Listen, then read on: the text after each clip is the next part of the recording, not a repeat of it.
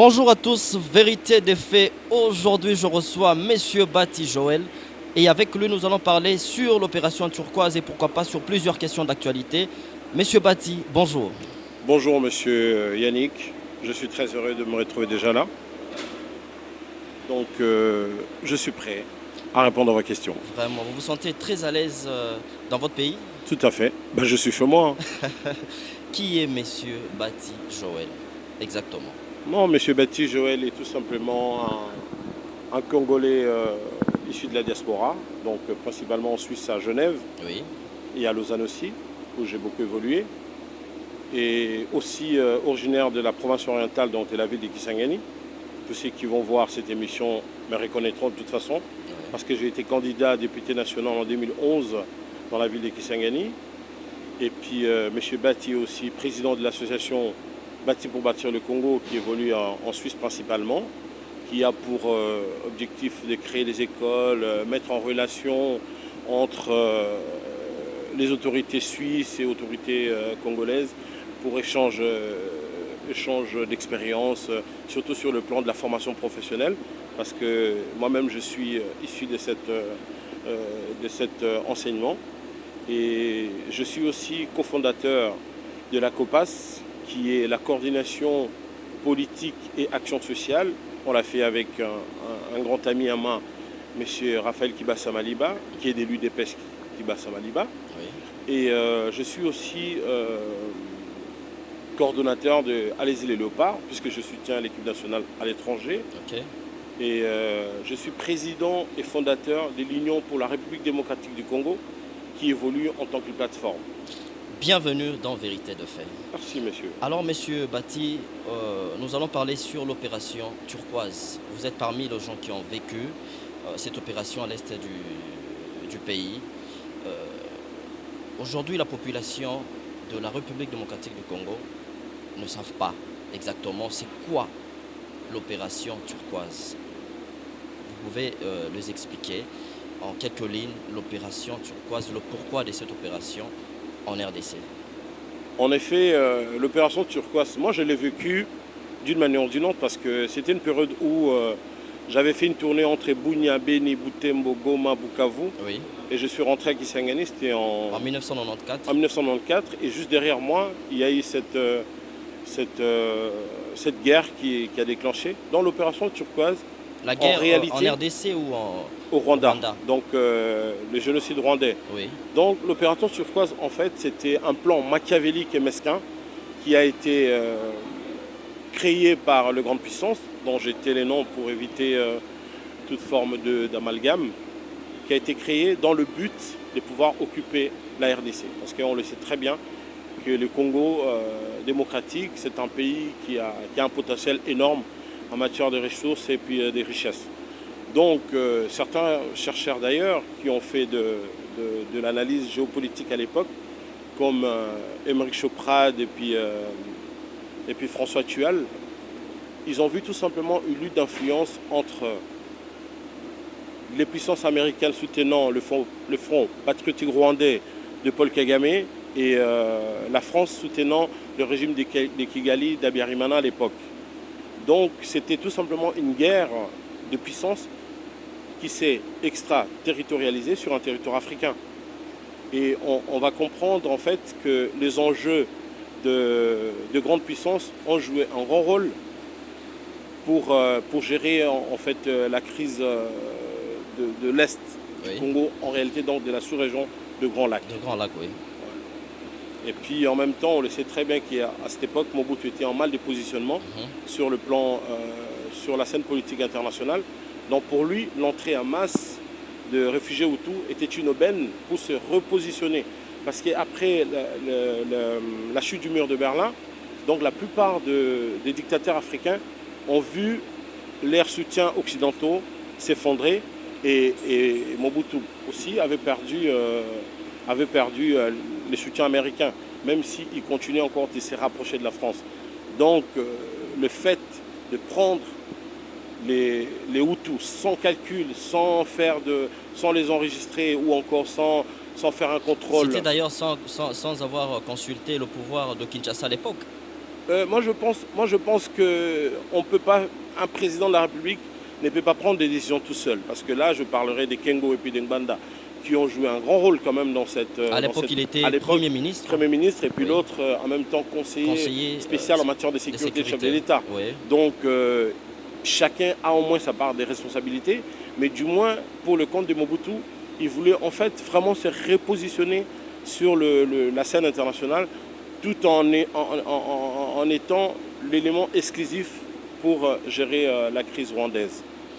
Est-ce que dans cette opération, on peut demander aujourd'hui qu'il y ait de réparation ou dommages par rapport à ce qui a été fait parce qu'il y avait bien sûr la décision de l'ONU sur la proposition de la France à cette époque.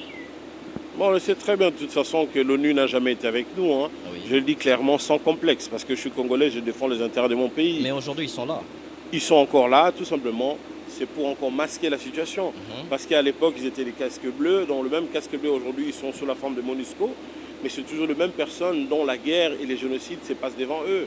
On doit encore l'admettre qu'au Congo, il y a eu vraiment un grand génocide, beaucoup de morts, des millions de morts, qu'on n'en a même pas parlé. C'est à peine qu'on en parle dans les médias internationaux.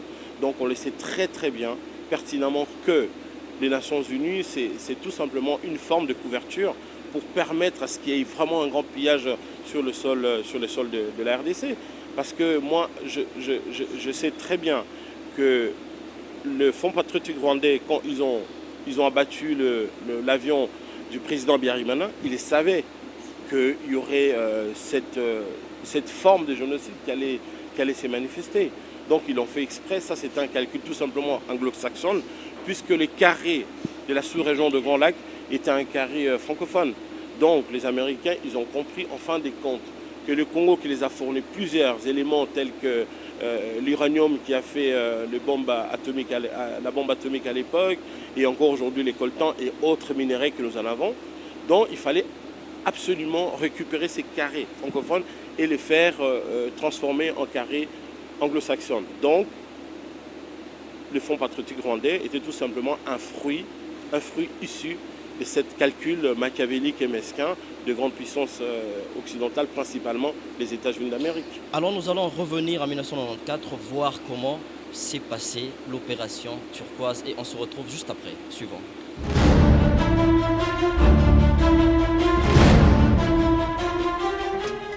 En avril 1994, quand l'élimination systématique des Tutsis du Rwanda commence, le monde entier s'indigne mais aucun pays ne s'interpose pour arrêter les massacres. Seule la France propose à la communauté internationale d'intervenir, nom de code de cette mission, Opération Turquoise.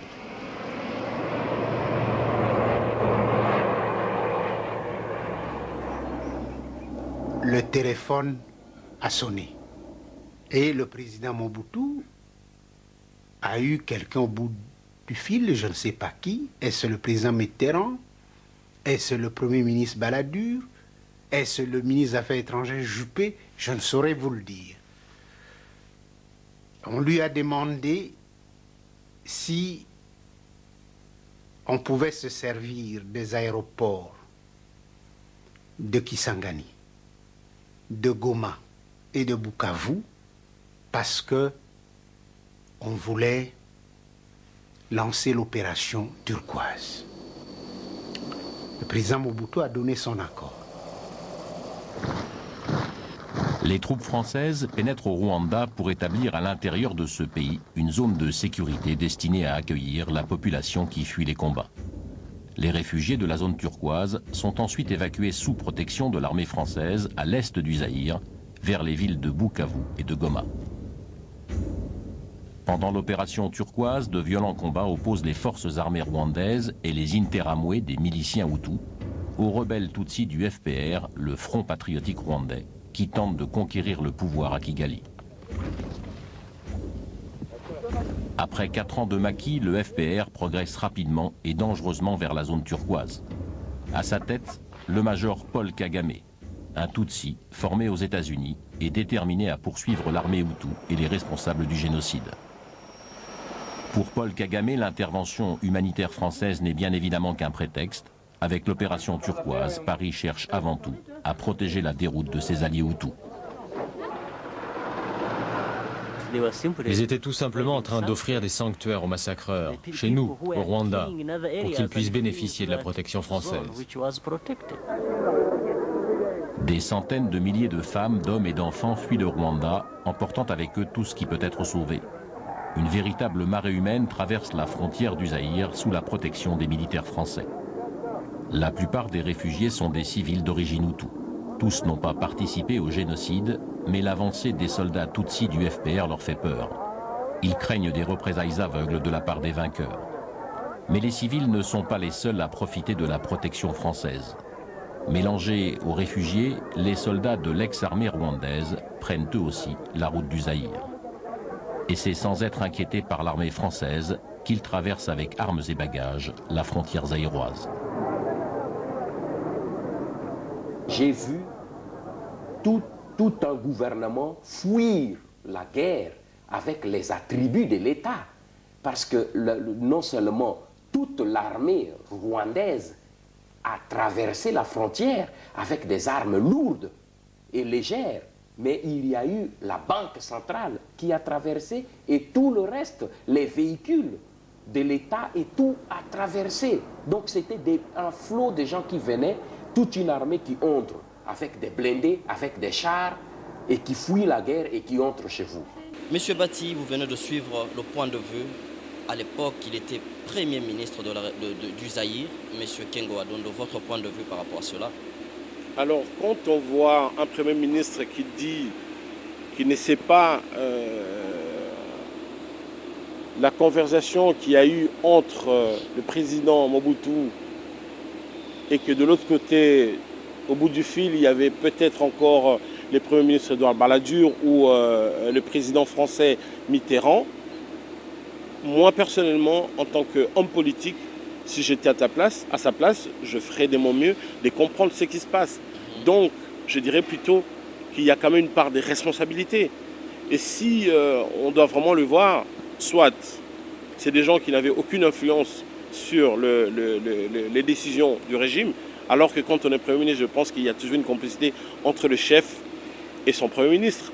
Donc, je ne sais pas. Je pense qu'il y a des vérités qu'on devrait savoir, nous, qui avons vécu ces opérations et ces guerres à répétition. Vraiment. On a besoin de la vérité. La population congolaise en particulier a besoin de comprendre la vérité. Surtout, et aujourd'hui encore, ce même Premier ministre de l'époque est président du Sénat congolais. Oui. Donc c'est encore un homme actif sur la scène politique. Vraiment. Alors moi je pense qu'il faudrait qu'il y ait vraiment des débats auxquels nous, qui sommes de la nouvelle génération, qui amenons surtout les vents et les souffles nouveaux sur la scène politique congolaise, on a besoin de savoir la vérité. On a besoin vraiment de savoir la vérité. Il y a eu aussi l'intervention de M. Ngbanda Zamboko Atumba Honoré. Votre point de vue par rapport Tout à fait. M. Ngbanda nous parle de cette évasion, en fait, de cette entrée en masse des réfugiés Hutus qui ont ramené la banque, l'armement. Moi, je pense que quand on est conseiller spécial du chef de l'État en matière de sécurité, on est censé avoir quand même des décisions. Donc, cette précipitation d'accueillir les réfugiés sans calcul, sans les désarmer, et je pense que quand on continue à faire la pression actuellement sur la politique actuelle de Joseph Kabila, oui, en disant qu'il y a beaucoup de failles, je pense qu'il faut aller d'abord voir la racine de cette situation. Donc, pour moi, je sais pertinemment que M. Ngbanda et Léon Kengo Adondo ont une part de responsabilité par rapport à ce que nous vivons aujourd'hui.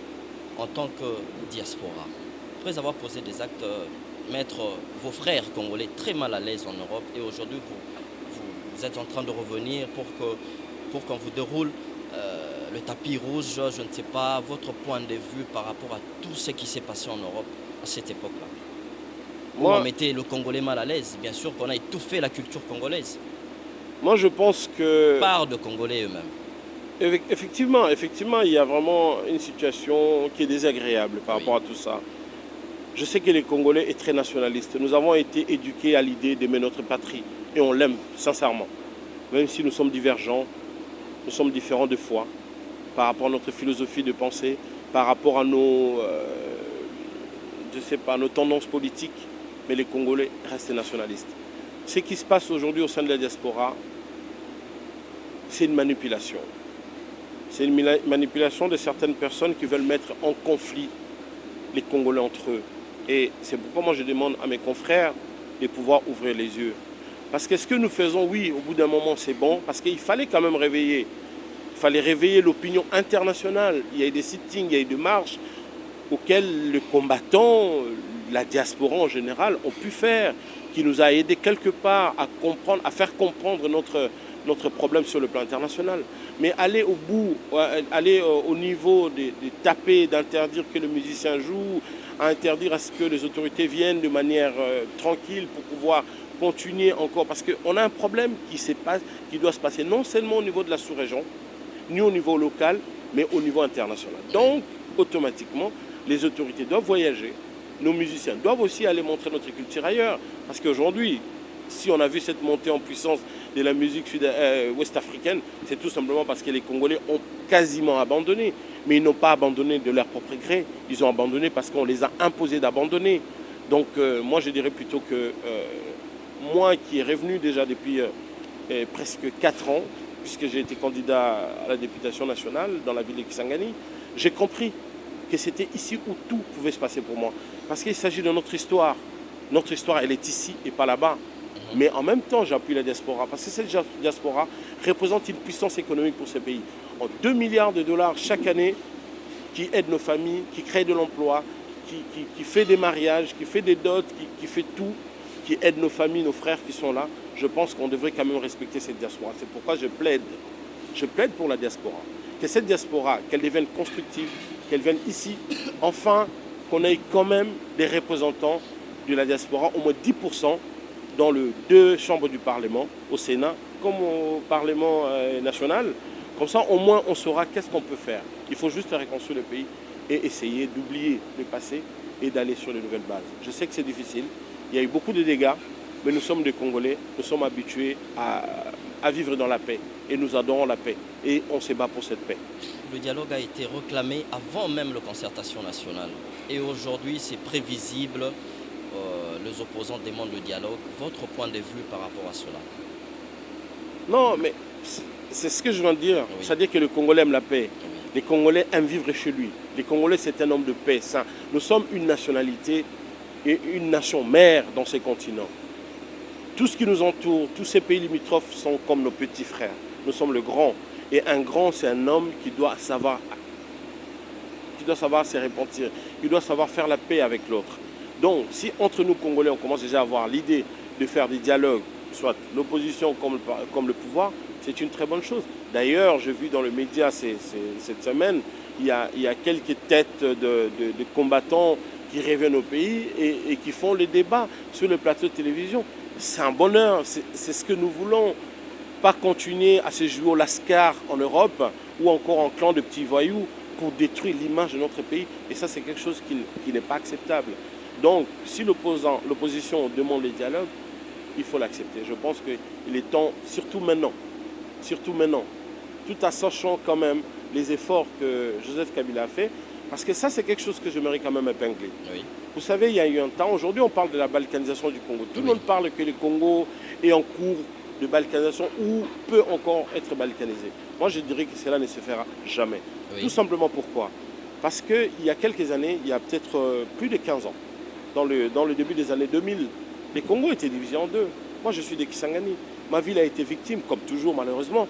Elle a été victime. 2 armées étrangères se sont battues dans la ville de Kisangani. Il y a eu des morts, mais des morts et des morts. En Ituri, il y avait une guerre sans précédent. Et si on regarde dans le Kivu, c'est la folie. Et en ce moment, il y a eu évasion de plusieurs groupes armés ou encore des mouvements rebelles. On avait les MLC de l'autre côté, on avait les RCD de l'autre côté, on avait Mboussa Nyamwisi et KML de l'autre côté. Et tout ça, c'était des mouvements qui a fait que le Congo était presque divisé en petits pays. Il paraît même qu'il y a eu un petit état de Mamba Soudeniania par Roger Lumbala. Mais tout ça c'est ridicule. Tout ça, c'est ridicule. Ce n'est pas ces Congos-là que nous voulons. Mais par contre, il y a eu une volonté des chefs de l'État qui a dit « revenons ici ». Toute cette négociation à Sun City, c'était tout simplement une façon de dire « ça ne sert à rien, messieurs, de nous battre. Revenons à Kinshasa, créons un gouvernement. Presque 5 présidents dans un État, ça ne s'est jamais passé nulle part. » Donc ça montre quand même qu'il y a une volonté. Et c'est ce que nous devons retenir. C'est que quand il y a de la volonté, quand il y a une bonne action qui a été faite, il faut le reconnaître. Et moi, je reconnais cela. Et aujourd'hui, je suis fier. Quand je prends mon avion depuis Genève, j'arrive à Kinshasa, je peux encore reprendre un avion jusqu'à Bangboka, Kisangani, et je dis que je suis encore au Congo. Alors qu'à l'époque, c'était pas possible. Pour envoyer une lettre à mes parents, j'étais obligé d'utiliser la Croix-Rouge. On est dans quel pays? On est au Congo? Les Congos de la paix? Non. Moi, j'ai dit que c'est le moment. La réconciliation, c'est aujourd'hui. C'est maintenant qu'on doit utiliser Joseph Kabila parce qu'il a une expertise importante. Oui. On ne peut pas envoyer un enfant dans une grande école en Suisse et faire de grands diplômes dans les hautes écoles et dire qu'aujourd'hui, on n'a plus besoin de lui. Non.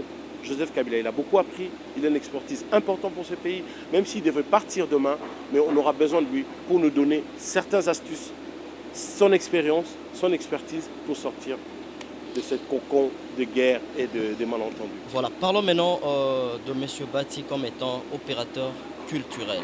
Quelles sont vos réalisations en tant qu'opérateur culturel dans votre pays? Non, M. Bati, c'est un jeune qui a grandi à Kisangani, dans la commune de la Chopo, qui aimait la vie. Moi, j'adore la vie. Je suis né comme ça.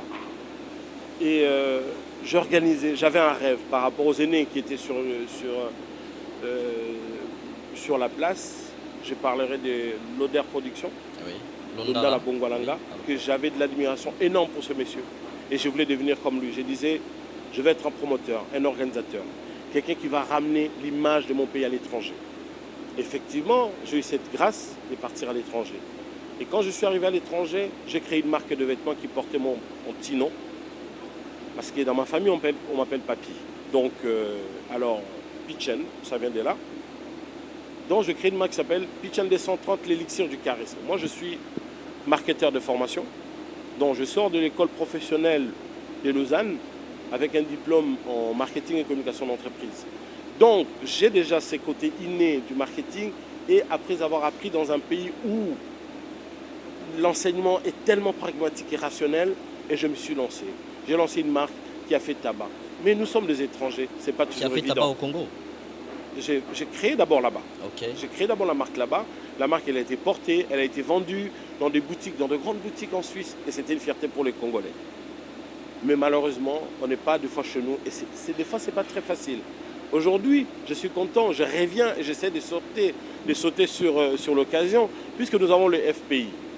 Fonds de promotion pour l'industrie. Oui.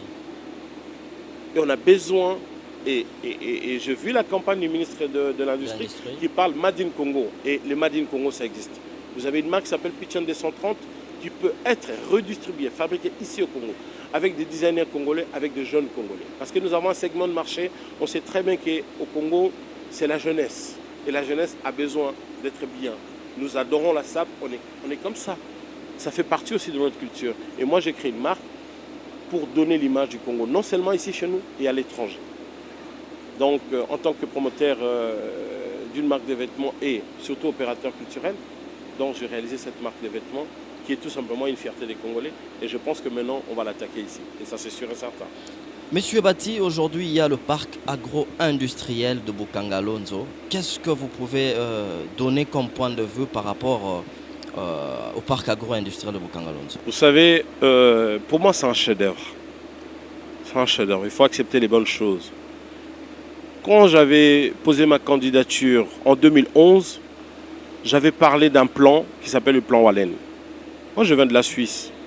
C'est un pays où les gens mangent à leur faim. On mange 3 fois déjà. Ça, c'est le minimum. On peut manger jusqu'à 20 fois, si on veut. Et j'avais parlé d'un plan qui a été réalisé par un agronome politicien qui s'est inspiré de l'Italie fasciste de l'époque, où il fallait assécher les marais pour pouvoir faire de l'agriculture d'autosuffisance alimentaire. Et ça, j'en avais parlé. J'en ai parlé même sur Télé 50. J'ai dit qu'il fallait vraiment que les Congolais fassent de l'agriculture. Nous avons du pétrole, nous avons du coltan, nous avons tout. Mais l'agriculture, c'est une richesse qui ne finira jamais. Nous avons 80% de terres arables ici au Congo. Nous pouvons nourrir même la planète. Et quand je parlais de ces plans Wallen, je dis, ces plans, aujourd'hui, c'est un plan qui a été introduit au Népal et 91% de la population du Népal vit sur l'agriculture d'autosuffisance alimentaire. Et quand je vois le parc de Bukanga-Lonzo, c'est tout simplement ce que moi, J'ai rêvé pour ce pays. Mais j'encourage de continuer. Bukangalozo est là. Il faut qu'il y ait 10 000 Bukangalozo au Congo. Au Kivu, où on peut manger des pommes de terre, on peut manger du chou, on peut manger n'importe quoi.